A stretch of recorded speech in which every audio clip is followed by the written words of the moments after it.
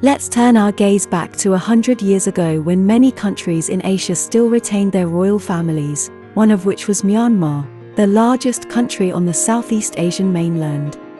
Today, the protagonist of the story we are going to tell is Supayalat, the last queen of Myanmar. Supayalat was born on December 13, 1859, in the Mandalay Palace of Myanmar. She was the second of 3 daughters of King Mindon and Hin Bhumishin. She also had 2 full sisters, Supayagi and Supayalat, from the same parents. It is said that at a young age, Supayalat displayed a cruel side, as she enjoyed dissecting birds. After the chief queen Sekya Dewi of King Mindon passed away, Hin Bhumishin, Supayalat's mother, gained further prominence in the royal court. Hin Bhumishin was a formidable and power-hungry woman who set her sights on Prince Thibaw to maintain her influence after her husband's death.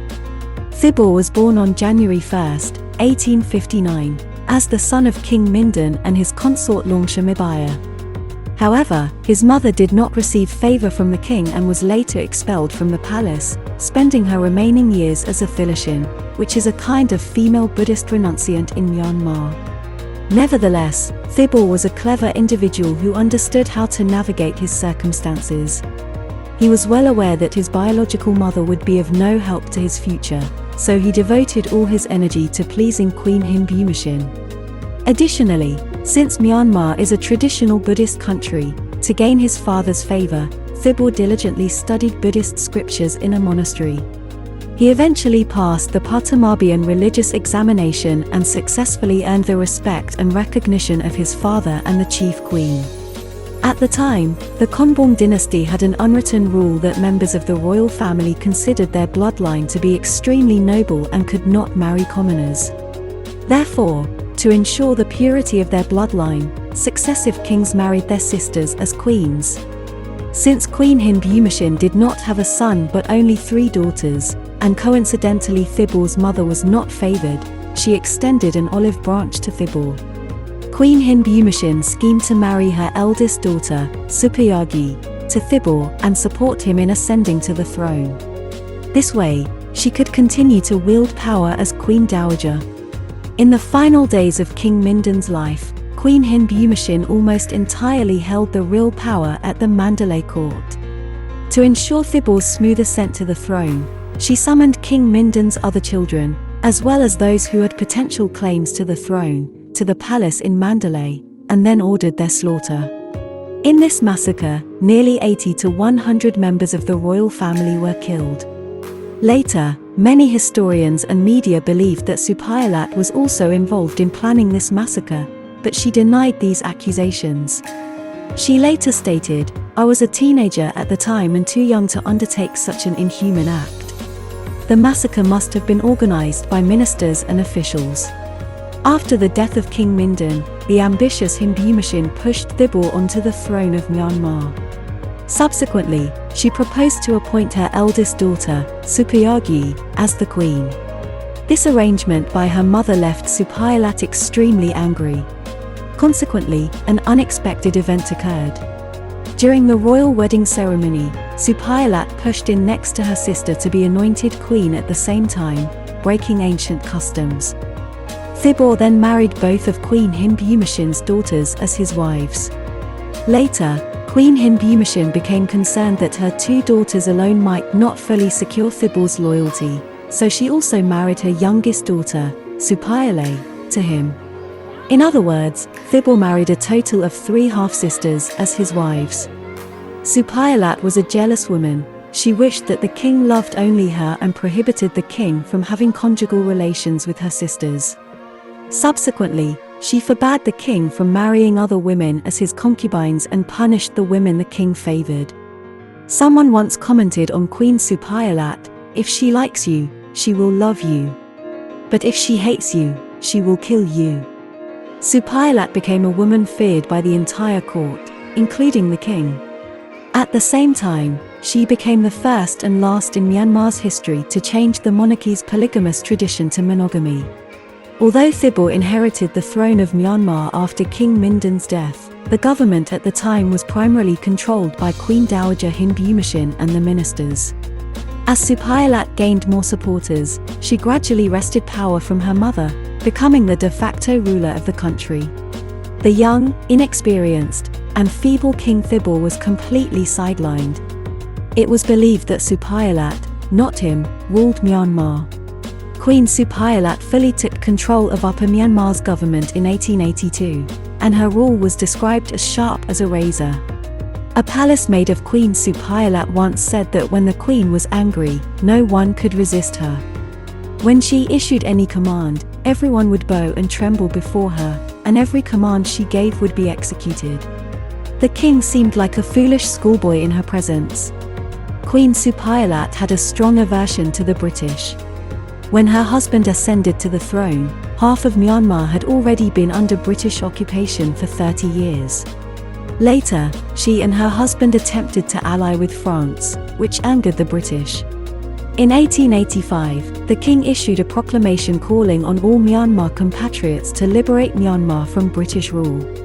The British portrayed the king as a treacherous despot who had violated treaties and was determined to complete their ongoing conquest. Queen Supayalat believed that the Myanmar military would achieve victory and that Myanmar would become a great empire. However, reality contradicted her wishes, as the Myanmar military was defeated, and the British military ultimately occupied Mandalay on November 25, 1885, forcing the king to abdicate. Following that, members of the Myanmar royal family departed from Mandalay Palace in a covered carriage, proceeding along a street lined with British soldiers and mourning subjects towards the Irrawaddy River. During this time, despite being pregnant with her third child, Supayalat remained composed and is said to have asked a British soldier by the wayside for a light to smoke a cheroot. On the 10th of December, 1885, the royal family, minus the Queen Dowager and Supayagi who was sent to Dawei, was taken to Madras. There, Supayalat gave birth to her third daughter. In April of the following year, they were relocated to Ratnagiri on the west coast, where they were unable to cross the Bay of Bengal and gaze upon the homeland they were forced to leave. In 1887, Supayalat gave birth to her fourth and youngest daughter. However, it wasn't until 1911, after the government constructed Thibaw Palace, that they finally obtained a suitable residence befitting their status. Supayalat and her half-brother Thibaw had a total of 6 children, 1 boy, and 5 girls, but only 4 daughters survived to adulthood. Supayalat's sister, Supayagi, never had children due to her sister's interference. She had been taking care of her sister's 4 daughters and passed away in 1912. In 1916, the last king of Myanmar, Thibaw, passed away at the age of 58. Supayalat fought in vain for the right to take her husband's body back to be buried with proper funeral rites in Myanmar. She refused to give up the bodies of both her sister and her husband, buried in the grounds of their palace, to the authorities who eventually took them by force to be buried in Ratnagiri in 1919. Supayalat returned to Yangon in 1919. However, she was placed under house arrest and not allowed to leave her home. Her residence was constantly under police surveillance, and she relied on a pension for her livelihood. During that time, Myanmar was amid nationalist fervor, and she became a focal point for anti-colonial and nationalist sentiments. She referred to herself as the former queen, insisting that all visitors pay her respects according to royal customs, even foreigners. Supayalat consistently defied British rule, believing that the British had taken away her kingdom and all its wealth. She refused to use British products and avoided any contact with the colonial rulers of her own country. 6 years later, in 1925, Supayalat passed away shortly before her 66th birthday. Despite the colonial government declaring the day of her funeral a national holiday, the royal family's request to bury her in Mandalay was denied. Her funeral was, however, held with pomp and ceremony as befitted a queen, organized by the Sayofas of Yongwei and Thibaw. Her body lay in state, shielded under 8 white royal umbrellas, attended by 90 Buddhist monks and the British Governor Sir Harcourt Butler with a guard of honor of the mounted police complete with a 30-gun salute. Supayalat lies buried at Kandorman Garden Mausoleum near the Shwedagon Pagoda between the tombs of King Chi, mother of State Councillor Daw Aung San Suu Kyi, and the former UN Secretary-General U Thant. In history, people's descriptions of Supayalat during her youth were quite consistent, such as vain, vengeful, arrogant, beautiful, ignorant, passionate, determined, and childish. However, as she grew older and repented, these adjectives turned into calm, gentle, and pitiable.